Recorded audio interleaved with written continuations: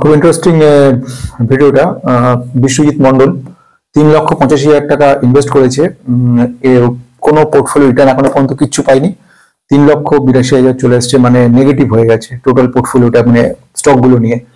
আজকে আমাদের কাজ হবে আমাদের বন্ধু ওর কথা নিয়ে, সাবস্ক্রাইবার, ছেলেটা ভালো ছেলে এবং খুব ইন্টারেস্টেড।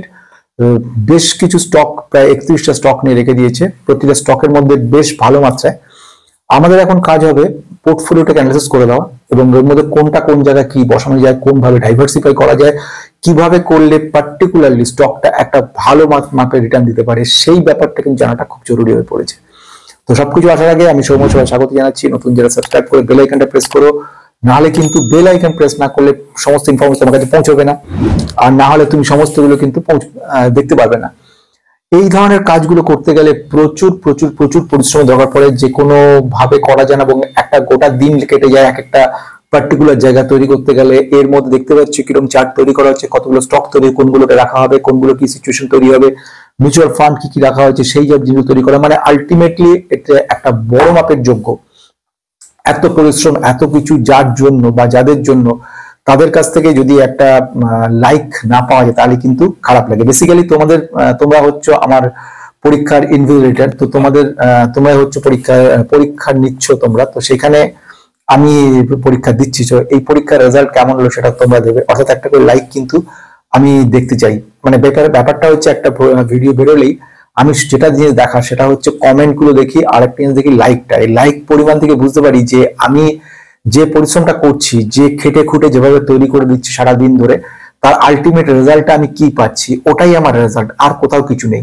ইউটিউবের দয়া তো একদিকে রয়েছে, তার জন্য অনেক কিছুই নেগেটিভ, তো ছেড়ে দাও, ওটা আমার চাই না। ইনফ্যাক্ট যেটা চাই সেটা হচ্ছে তোমাদের শুধুমাত্র একটা লাইক, আর সেটাই আমার আসল পাওনা, আর বাকি সবকিছুর কোনো মূল্য নেই।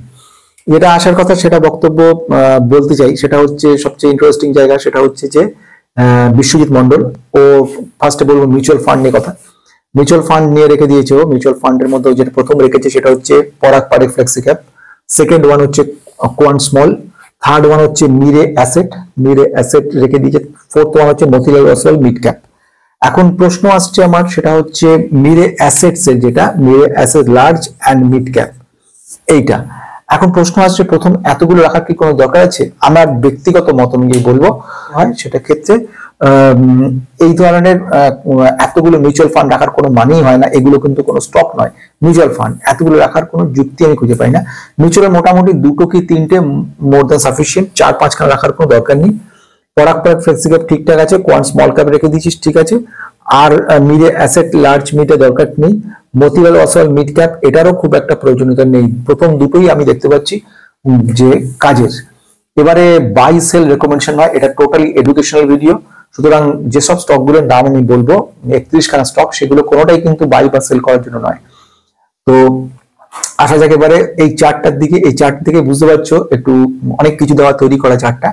আমি যে কনসেন্ট্রেট করার চেষ্টা করেছি জায়গাগুলোর মধ্যে, সেগুলোর মধ্যে পড়ছে FMC sector, fast moving consumer good sector, chemical sector, IT sector, railway sector, তারপরে হচ্ছে এদিক থেকে কনজিউমার ডিউরেবল বা রিনিউয়েবল এনার্জি সেক্টর, তারপরে ব্যাংকিং সেক্টর, ফার্মা সেক্টর রয়েছে, অটো সেক্টর আর ডিফেন্স সেক্টর। এতগুলো সেক্টর কিন্তু একসঙ্গে ডাইভার্সিফাই করা হচ্ছে। খুব কমপ্লিকেটেড কাজ, কিন্তু করা হচ্ছে, কারণ আলটিমেটলি একটা জায়গায় নিয়ে যেতে হবে ছেলেটা, ড্রিম যেটা রয়েছে, স্বপ্ন সেটা যেন পূর্ণ করার জন্য। তো যেটা বক্তব্য, ওর স্টক গুলোকে আমি দেখে নেবো কি কি স্টক ও নিয়েছে, চলো একবার দেখে নি। আমরা বন্ধুরা ওর পোর্টফোলিওটা দেখে নেবো। পোর্টফোলিওর মধ্যে মিউচুয়াল ফান্ডটা একটু দেখে নাও। মিউচুয়াল ফান্ড যেটা 16% মতো মোটামুটি রিটার্ন দিচ্ছে, 16.61%, 1,38,000 টাকা ইনভেস্ট করেছে, 1,62,000 টাকা মতো হয়েছে। ওর যে পোর্টফোলিওর মধ্যে প্রথমটা নিয়ে সেটা হচ্ছে পরাগ পারেখ ফ্লেক্সি ক্যাপ। এটা খুব অসাধারণ মিউচুয়াল ফান্ড।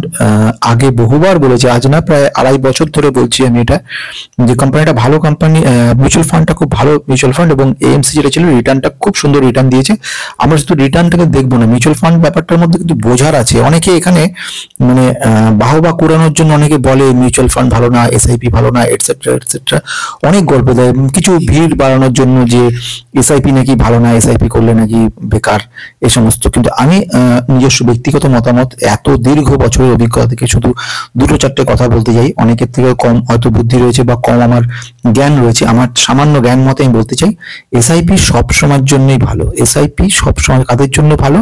যারা সাধারণ মাইনে পায়, স্যালারিড পিপল, যারা একটা টাকা প্রতি মাসে ফিক্সড টাকা তাদের আসছে, তাদের জন্য এর থেকে ভালো বরদান আর কিছু হতেই পারে না। বাকি কে কি বললো কি বললো না, কোথা থেকে এমন অনেক ভিডিও দেখেছি এসআইপি নাকি ভালো না, এসআইপি সেই নিয়ে বেশ কিছু ইনকাম মানে ভালো মাত্রায় ইনকাম তার হয়ে গেল। আবার এখন একজন আছে খুব সুন্দরভাবে কথা বলে যে ট্রেডিং থেকে স্যালারি, ট্রেডিং থেকে ইনকাম, তা দিয়ে কি মাস মানে সমস্ত প্রশ্ন করে ভালোই হয়। কিন্তু আলটিমেটলি যারা নিজেরা ফেস করবে, যারা ভাবছো আমি ঠিক বলছি কিনা, আগামী 2 বছর 5 বছর 10 বছর পরে কি যারা তখন ফিরে দেখবে, তখন দেখবে সেদিন যদি এসআইপিটা করা থাকতো তাহলে কিন্তু কিছুটা উপকার আমি পেতাম। এটাই হচ্ছে সেটা। আমরা যারা সাধারণ মানুষ, আমাদের তো একটা ফিক্সড একটা স্যালারি থাকে, এই স্যালারির উপর সংসার চলে, এই স্যালারির উপরেই মাস খরচ খরচা চলে, এই স্যালারির উপর বাড়ি ভাড়া চলে, এই স্যালারির উপরে পড়াশোনা চলে, এই স্যালারির উপরেই কিন্তু মাসের মাল জিনিসপত্র কেনাকাটি চলে, এর মধ্যে ডাক্তারের খরচ চলে, দুনিয়ার সবকিছু এর মধ্যে। তো আমরা সাধারণ মানুষরা আমাদের টাকা থেকে একটা টাকা প্রথমেই স্যালারি পাওয়ার পরই একটা টাকা সরিয়ে রেখে দিতে হয়, কারণ এই টাকাটাই কিন্তু বিপদের দিনে কাজে লাগবে। তো এই টাকাটা যখন সরিয়ে রেখে দিই প্রথম কাজ, তাহলে সেটা যদি এমন অটোমেটিক সিস্টেম হয়ে যায় যেই দিনই মাইনে পাবে তার দিন বা পরের দিনই একটা এসআইপি তে একটা টাকা অটোমেটিক তোমার অ্যাকাউন্ট থেকে উঠে যাবে।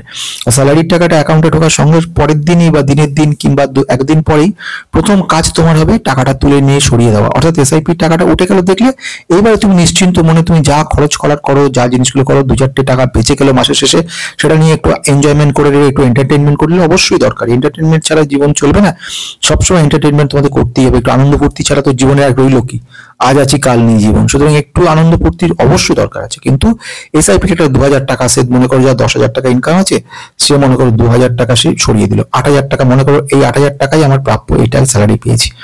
এবার এই টাকাটা খরচ করে যাও না, কি অসুবিধা আছে? 2000 টাকা করে থাক। এরকম করতে করতে মাসের শেষে দেখবে একটা সময় গিয়ে এই টাকাটাই কিন্তু তোমার কাছে অনেক বড় একটা টাকায় পরিণত হয়ে যাবে। এই বছরের শেষে দেখবে, 10 বছর পরে দেখবে, 15 বছর পরে দেখবে এটা তোমাকে একটা ভালো কাজের কাজ করবে। যখন এটা তুমি একটা বড় কাজের কাজ হবে, তখন দেখবে সেই সময় যে বড় মাপের খরচ, মনে করো তোমার রিটায়ারমেন্ট টাইমের খরচ, তোমার ছেলে মেয়ের বিয়ের খরচ, বা হঠাৎ করে অসুস্থ হয়ে পড়লে, ভগবান না করুন কিন্তু তো অসুস্থ মানুষ তো হতেই পারে, তখন দেখবে এই খরচটা কিন্তু একটা ভালো টাকা কিন্তু তোমাকে সাহায্য করবে। টাকাটা একটা এমনই বড় জিনিস বন্ধু, দেখবে যত তোমাদের এই টাকাটা যখন পেয়ে যাবে না, তখন তোমার মনের মধ্যে একটা জোর চলে আসবে। মনে একটা জোর এমন থাকবে যে একটা অসহায় সিচুয়েশন, একটা মানুষের যখন চাকরি থাকে তখন তার একটা ফিক্সড মাইনে থাকে, তখন তার মধ্যে খুব আনন্দ থাকে। কিন্তু যেই দিন থেকে তার পুরো মাইনেটা বন্ধ হয়ে যায় না, সে একদম বেকার হয়ে যায় না, সে তখন কিন্তু খুব অবস্থা খারাপ হয়ে যায়, তার একদম খুব অসহায় যাকে বলে সেই সিচুয়েশন তৈরি হয়ে যায়। তখন কিন্তু এইটাই তাকে একটা বিপদের হাত থেকে বাঁচা। শুধু তাই না, যদি সে মাপে তুমি রাখতে পারো, সে মাপের তুমি যদি মোটামুটি রাখতে পারো, তাহলে এই টাকাটা তোমায় কিন্তু অনেক বড় একটা টাকায় পরিণত করে দেবে, অনেকটা মনের জোর এনে দেবে, মনের ফুর্তি তুমি করতে পারবে এবং স্বাধীন হয়ে থাকবে। কাউকে যাকে দেবে, দেওয়ার পরে নিজের পছন্দ মতো টাকা নিয়ে খরচ করতে পারবে। কিছু লোককে, সাধারণ গরিব দুঃখে কিছু দিলে তাতেও মনের আনন্দ কিন্তু তৈরি হয়। এটাও কিন্তু এন্টারটেনমেন্ট, একটা বড় এন্টারটেনমেন্ট, সারা জীবনে এন্টারটেনমেন্ট এটা। তো সেইগুলোর ক্ষেত্রেও দেখবে মনটা অনেক ভালো লাগবে। তো সেই জিনিসগুলো সম্পূর্ণ সম্ভব।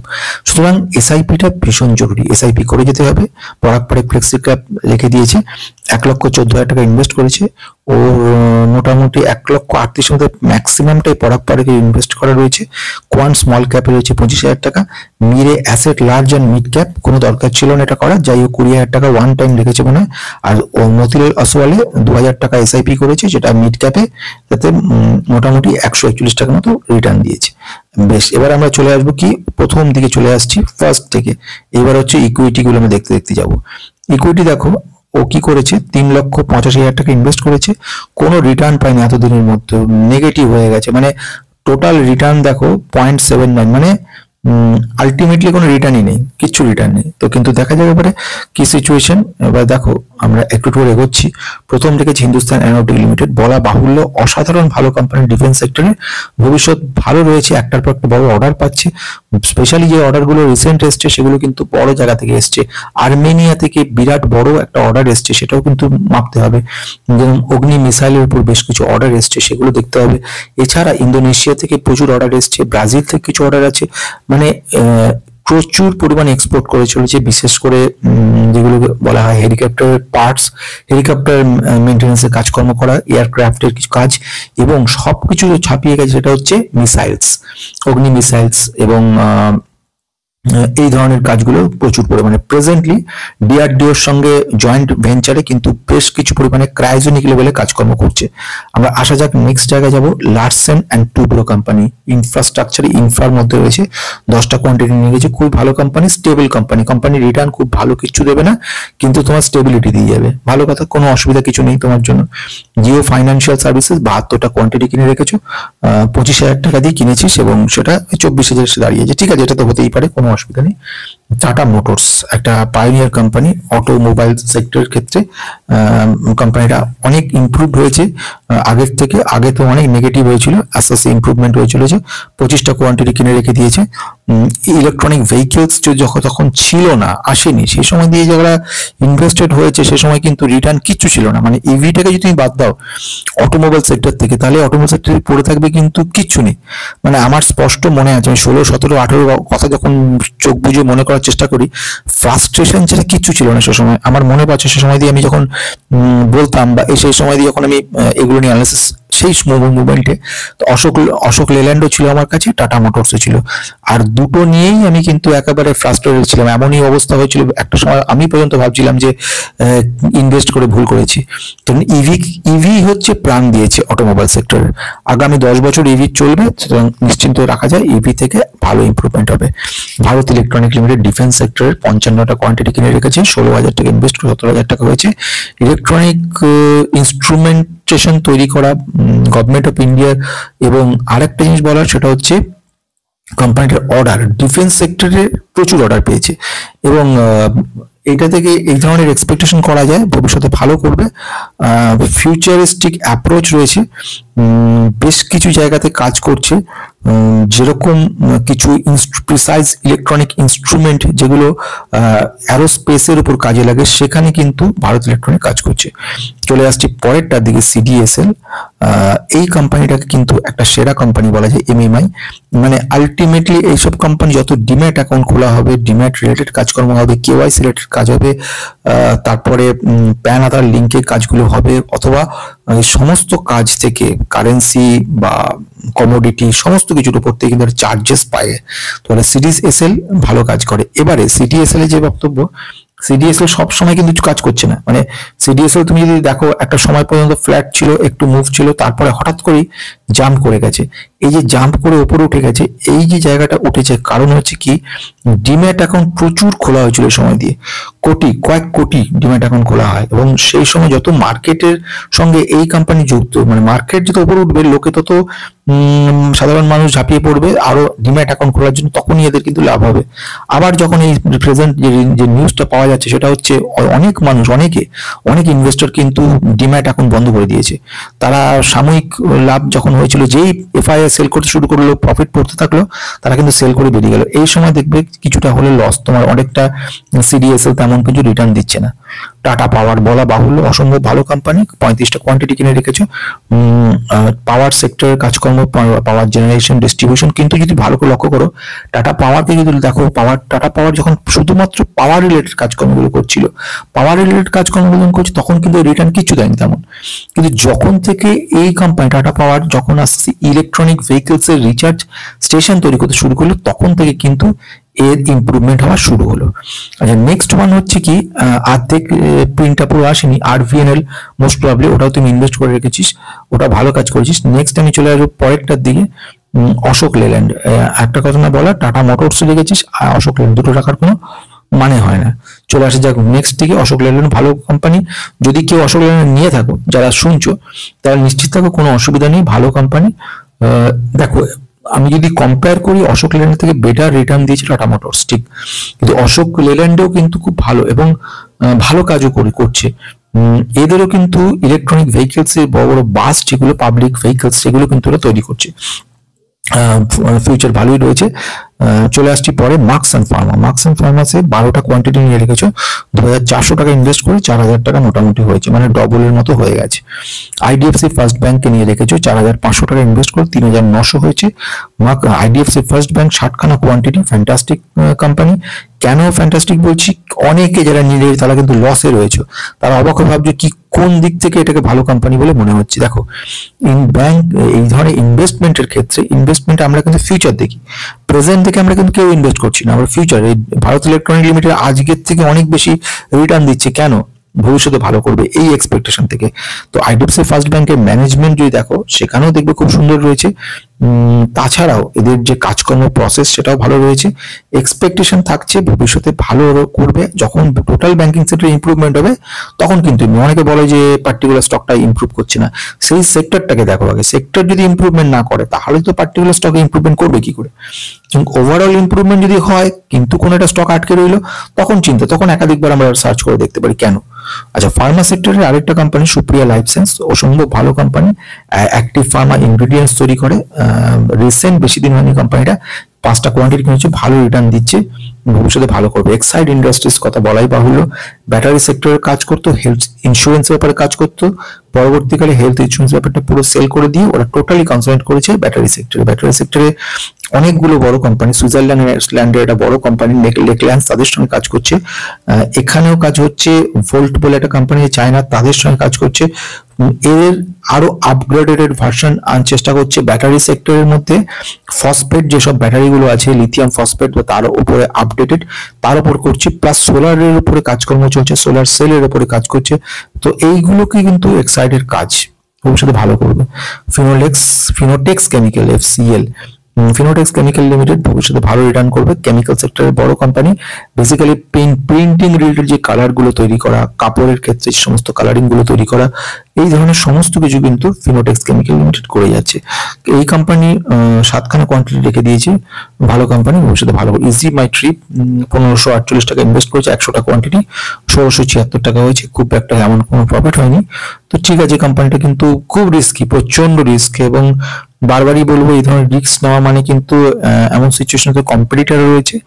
আচ্ছা, নেক্সট হচ্ছে ভোডাফোন আইডিয়া। একবারে দেখেই বললাম, ফালতু জায়গা বাড়িও না, এটাকে উড়িয়ে দাও, কোনো দরকার নেই এটাকে রাখার, 1 টাকা রাখারও ইনভেস্ট করার দরকার নেই। চলে আসে নেক্সট স্টকটার দিকে, HPL ইলেকট্রিক অ্যান্ড পাওয়ার। অনেকদিন আগে এই কোম্পানিটা নিয়ে কথা বলেছিলাম, প্রায় মোটামুটি 1.5 বছর আগে।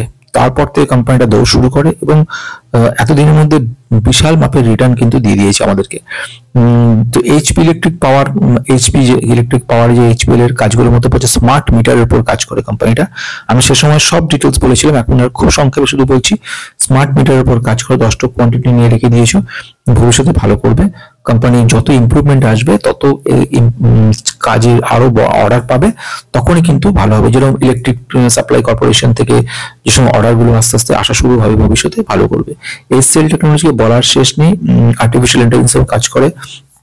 তারপরে তোমার HCL টেকনোলজি আর্টিফিশিয়াল ইন্টেলিজেন্সের উপর কাজ যেরকম করছে, সেরকম হচ্ছে BI টুলস করছে, বিজনেস ইন্টেলিজেন্স টুলস এর উপর কাজ করে। AI এর উপর কিন্তু অনেকগুলো বড় বড় কোম্পানি টাই আপ করেছে, যেহেতু লার্জ ক্যাপ কোম্পানি বলে ব্যাপারটা বুঝতে পারছি না, কিন্তু আনবিলিভেবল গুড। IRB ইনফ্রা, এটা 5700 টাকা ইনভেস্ট করেছো, 90টা কোয়ান্টিটি, ঠিক আছে রেখে দাও। এখন পর্যন্ত এটা মিশ্র টাইপের, মানে মিক্সড, পজিটিভ নেগেটিভ দুটো সাইডই মেলানো রয়েছে, ভালো কোম্পানি। নেক্সট আসছে অ্যাভান্টেল। 30টা কোয়ান্টিটি কিনে রেখে দিয়েছো, খুব রিস্কি, রিটার্নটা অনেক কমে যেতে পারে, নেগেটিভ জায়গায় যেতে পারে, আবার ওটা রিকভারি হয়ে আসবে। তো 5900 টাকা ইনভেস্ট করে 5100 টাকা হয়েছে এখন নেগেটিভ। LT ফুডস কোম্পানি নিয়ে আগেও বলেছি বহুবার, নতুন করে এখানে কিছু বলছি না। Basmati rice manufacture, distribution, sales সমস্ত কিছু কিন্তু কোম্পানিটা দেখে। LT ফুডসে কিন্তু ভারতে শুধু ব্যবসা নয়, সারা পৃথিবী জুড়ে ব্যবসা রয়েছে। চলে আসা যাক CMS ইনফো সিস্টেম, ভালো কোম্পানি। নেক্সট হচ্ছে জুপিটার ওয়াগন তুমি ইনভেস্ট করে রেখেছো 4700 টাকা, 4900 টাকা এই মুহূর্তে হয়েছে। ইন্ডিয়ান রিনিউয়েবল এনার্জি, সেখানে 5000 টাকা ইনভেস্ট করে 4700 টাকা হয়েছে, 22টা কোয়ান্টিটি রেখেছো। একটা কথা বলে রাখা দরকার, সেটা হচ্ছে যে এতগুলো স্টককে নিয়ে রেখে দিয়েছিস, এর থেকে ভালো মাত্র 10 কি 12টা স্টক রাখলেই যথেষ্ট। কারণ মনে করুন এই ইন্ডিয়ান রিনিউয়েবল এনার্জি 5000 টাকা ইনভেস্ট করেছিস, 5000 টাকাটা কত দূর বাড়তে পারে? 5000 টা 6000 হবে, 6500 হবে, এর বেশি তো কিছু না। কিন্তু এরকম ভাবে রিটার্ন দিয়ে পেয়ে কোনো লাভ নেই। এইসব রিটার্ন পাওয়া মানে কিছুই তেমন রিটার্ন না। যদি কোনো একটা স্টক চলে যায় তখন পরবর্তীকালে ভাববি যে আগে যদি স্টকটা ইনভেস্ট করতাম তাহলে কত ভালো হতো। আচ্ছা, চলে আসা যাক টাটা স্টিলের ক্ষেত্রে। মেটাল সেক্টরের পাইনিয়ার কোম্পানি, 4,800 টাকা ইনভেস্ট করে 4,735 টাকা হয়েছে। বেশ, নেক্সট আমি চলে আসবো পরের দিকে। এছাড়া আর কি আছে, এখানে রয়েছে রেলওয়ে বিকাশ নিগম লিমিটেড। আরপিএনএল এ 17,000 টাকা ইনভেস্ট করেছিল, 14,870 টাকা হয়েছে, 32টা কোয়ান্টিটি। চলে আসা যাক এলআইসির ক্ষেত্রে কি আছে, 13,500 টাকা ইনভেস্ট হয়েছে, 14,700 টাকা হয়েছে। এলআইসিতে 15টা কোয়ান্টিটি কিনে রেখেছো, অসুবিধা কিছু নেই, ভালো কোম্পানি। আইআরএফসি কথা যদি বলি, আইআরএফসি 70টা কোয়ান্টিটি কিনে রাখা আছে। কোম্পানিটা ভালো কোম্পানি, 12,000 টাকা ইনভেস্ট করে 11,060 মতো নেগেটিভ কিছুটা হচ্ছে। ফাইন্যান্স যত রেলওয়ে সেক্টর বাড়বে ততই কিন্তু কোম্পানিটার ইমপ্রুভমেন্ট হবে। আইসিআইসিআই ব্যাংকে রেখে দিয়েছিস, ভালো করেছিস। আইডিএফসি ফার্স্ট ব্যাংকের সঙ্গে একটা লার্জ ক্যাপ থাকছে আর একটা স্মল ক্যাপ হিসেবে থাকছে। আইটিসি ফ্যান্টাস্টিক কোম্পানি, 9,600 টাকা ছিল, এখন 9,400 হয়ে গেছে। চলে আসছে হ্যাপিয়েস্ট মাইন্ড, 9,700 টাকা ইনভেস্টেড ছিল, এখন 9,000 টাকা চলে এসছে নেগেটিভ হয়ে। কোম্পানি ভবিষ্যতে ভালো করবে এক্সপেক্ট করা যায়। প্রচুর নেগেটিভিটি রয়েছে কিন্তু তার মধ্যে কোম্পানি ম্যানেজমেন্ট অসাধারণ, এক্সপেক্ট করা যায় ভবিষ্যতে ভালো করবে। নেক্সট ওয়ান হচ্ছে কনজিউমার ডিউরেবলের মধ্যে কল্যাণ জুয়েলার্স রয়েছে, 8,100 টাকা ইনভেস্ট করে 8,700 টাকা হয়েছে, এক্সপেক্ট করা যাচ্ছে ভবিষ্যতে ভালো করবে। চলো এবার দেখে নিই। তো আমরা দেখে নিলাম কি কি স্টক রয়েছে। এবারে যে কাজটা করার সেটা খুব ইন্টারেস্টিং, সেটা হচ্ছে পার্টিকুলারলি এই যে আমি যে পাই চার্টটা তৈরি করে দিয়েছি, এই পাই চার্টের মধ্যে বেসিক্যালি যেটা যেটা দরকার সেগুলো নিয়ে বলে দিচ্ছি। এফএম সেক্টরটা ঠিক আছে, এফএমসিজির মধ্যে আমার কিছু বলার নেই। এফএমসিজি এলটি ফুডস এবং আইটিসি কে নিয়ে নিয়েছে, কোনো অসুবিধা নেই। সেকেন্ড রাউন্ড কেমিক্যাল সেক্টরের মধ্যে দীপক নাইট্রেট কে নিয়েছে এবং এফসিএল কে নিয়েছে, ঠিক আছে। দীপককে নেওয়া হয়নি, যেটা তুই করবি বিশ্বজিৎ সেটা হচ্ছে দীপক নাইট্রেট নিতে পারিস, অথবা এর বদলে অতুল নিতে পারিস, অথবা আরেকটা কাজ করতে পারিস সেটা হচ্ছে এসআরএফ নিতে পারি, বা এই ধরনের স্টকটা কেমিক্যাল সেক্টরের একটা লার্জ ক্যাপ টাইপের স্টককে নিতে হবে। তাহলে এইটা হয়ে গেল এটা। অথবা নিউজেন কেমিক্যালসও খারাপ না, নিউজেন কেমিক্যালসও রাখতে পারিস, হয়ে গেল। তার সঙ্গে এফসিএল রইলো। আচ্ছা, নেক্সট ওয়ান হচ্ছে সেটা হচ্ছে আইটি সেক্টরের মধ্যে। আইটি সেক্টরের মধ্যে কিন্তু এইচসিএল টেকনোলজি রেখেছিস, হ্যাপিয়েস্ট মাইন্ডকে রেখেছিস, ঠিক আছে। হ্যাপিয়েস্ট মাইন্ড খুব রিস্কি এবং প্রচুর সময় লাগবে, এই জায়গাটা রয়ে গেল। রেলওয়ে সেক্টরের মধ্যে যেটা তো জুপিটার ওয়াগনকে রেখেছিস, যেটাকে নিতে হচ্ছে সেটা হচ্ছে আরভিএনএল কে নিতে বলেছি, রেলওয়ে বিকাশ নিগম লিমিটেড, এটাকে নিতে পারিস, নেওয়া হয়নি।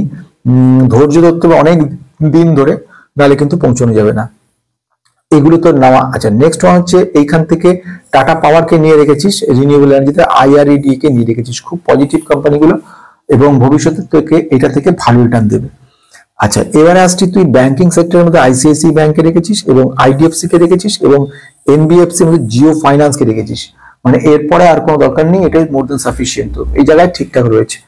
চলে আসা যাক ফার্মা সেক্টরের মধ্যে মার্কস অ্যান্ড ফার্মাকে রেখেছিস আর সুপ্রিয়া লাইফ সায়েন্সকে রেখেছিস, দুটোকে রেখেছিস। যেটা রাখা বাকি ছিল সেটা হচ্ছে লার্জ ক্যাপের মধ্যে।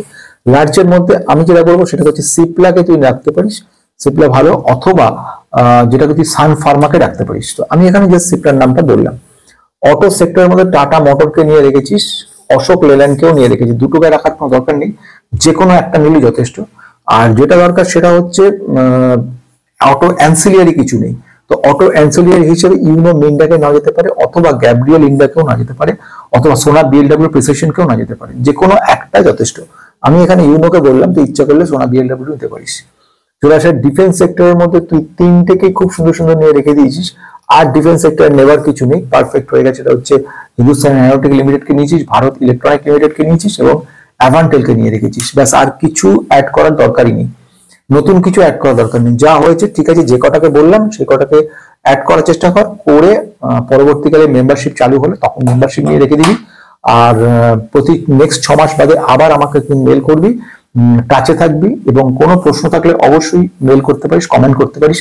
আমি চেষ্টা রাখি 100% প্রত্যেককে দেওয়ার, তো হেল্প করে দেওয়ার, তো অবশ্যই তো নিশ্চয়ই হেল্প করে দেবো, কোনো অসুবিধা নেই। তো অনেক শুভেচ্ছা জানিয়ে আজকের মতো শেষ করছি, নমস্কার।